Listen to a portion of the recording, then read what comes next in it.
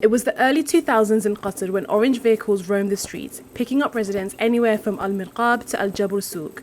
At the time, these iconic vehicles were a staple to Qatar's transportation system.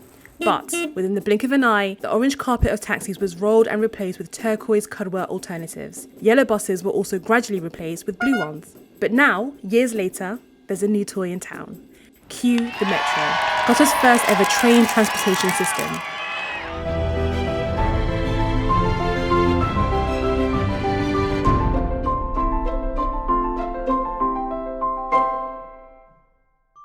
Let's take a look back at 2010 when Qatar won the bid to host the 2022 FIFA World Cup. The major announcement triggered a sweeping development plan that has since completely changed Qatar's landscape. Among those projects are the 8 stadiums being built to host a sporting event, and to get to those stadiums, the metro was built.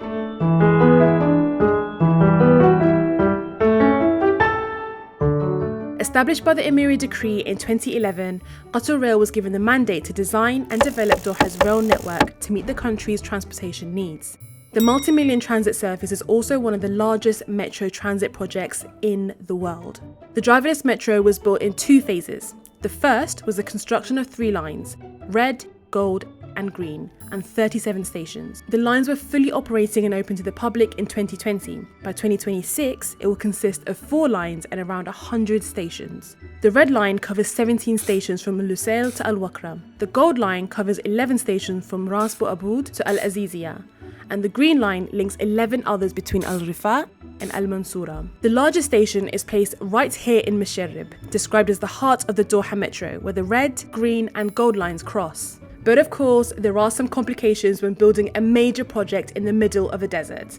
The metro's depth varies depending on the location of every station, but can range anywhere from 20 to approximately 50 meters. Since the tunnels are constructed underground, drilling poses a challenge to prevent leakage into stations, requiring several tests to understand the soil across all areas. But what makes the construction of the tunnels easier is Qatar's low and flat terrain. The country has no lakes and stands in the seismic zone 0.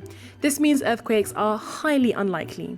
So what did engineers do? They built a waterproofing membrane to handle the country's conditions, including its groundwater, its average temperature of 32 degrees Celsius, as well as the presence of chlorides and sulfates. What does all of this mean for people who use the metro? Well, it's the state-of-the-art, best-in-class automated rail network. Starting from just 2 Qatari riyals, you can choose any of the 3 classes: Standard, Family and Gold Club, with day passes going for just 6 riyals. A Wi-Fi service also available at all stations and on board. The service is fully connected by Metrolink buses that ensure easy access to stations from all over Doha. As a key element to the Qatar National Vision 2030, the automated Doha Metro rail network is set to revolutionize the way people travel, and its easy access, affordability and state-of-the-art features are designed to encourage the community to opt for a much greener and earth-friendly alternative.